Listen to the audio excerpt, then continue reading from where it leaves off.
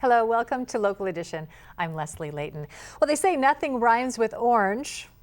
And while you sit there and try to think of what might rhyme with orange, I'm going to introduce you to the man who wrote the book, Nothing Rhymes with Orange, Stan Oftelie. Thank you very much. Good to see you. Here. Good to see you. You wrote the book.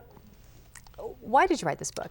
You know, we all know that we live in Orange County. We know that Orange County is a special place. We don't have a history of Orange County written for children that allows them to understand something about where they live, what's going on around them, what used to be here, and how it's changed. Yeah, to understand that it wasn't always just this way. No, as a matter of fact, Orange County used to be part of the Old West.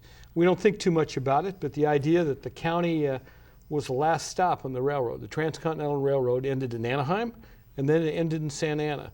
So gunslingers and Old West desperados all came to Orange County, and they were some of our earlier settlers. And Indians. Yes, yes, everything was here. Saloons, showgirls, everything we'd probably want to not talk too much about, all occurred here. And you're teaching it all about the gunslingers to the kids. That's right. In fact, you hold a Guinness Book of World Records record for... Well, we gave out, and you have a copy of the book right here. Okay. This is it. This is Nothing Rhymes with Orange. And we invited all Orange County third graders to come to a single event. 30,000 kids were invited, about 22,000 showed up.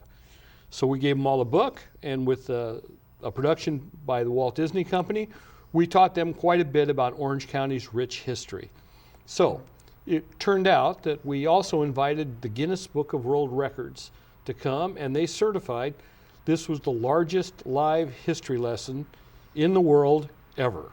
It was at Anaheim Stadium, and they were some of the loudest people I've ever heard in my life. 20,000 third graders. That's right, 20,000. It must have been spiking on the Bieber meter of loudness of young kids. It was beyond belief. I chatted with Jose Mota, who was part of the program from the Angels, and he said it was louder than the World Series. Well, we didn't get to go to that class that day, so tell us a couple things we might have learned if we were there. Well, you would have found out that history is alive all around us in Orange County. Everywhere we go, we just don't see it. It's like invisible. It's one of those things that's before your eyes that we're not aware of. One of the longest streets in Orange County, and where many of our famous landmarks would be Catella Avenue. And the Angel Stadium's there, Disneyland's on Catella, Los Alamitos Racetrack, the Honda Center. It's like a famous street. But it's a made-up name.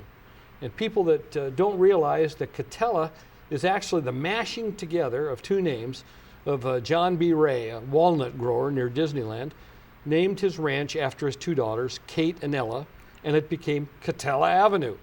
Well, we see that every day when you drive in the northern and central part of Orange County, or if you go to one of those great attractions we have in those areas, you see Catella.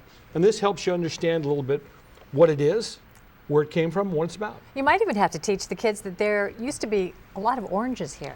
It's true. This is one of the great farmlands of the world. The great commercial, first great commercial grove was where Cal State Fullerton is now. And that was the Chapman family. They formed it, Charles Chapman. Chapman University is named after him. But it's not Chapman Avenue. That's a different Chapman.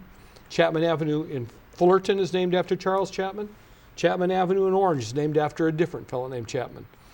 Those are stories that we see. We know there's streets named Chapman, but we never stop to think about who they're named after. So just beginning with the street names, there's a wealth of knowledge to be learned. Some of it in this book. Where can people get it? Quite a bit. Amazon.com. Okay, very cool. Stan Oftelie, thanks so much for sharing with us today. And thank you for tuning in. Stay with us. More HLN next.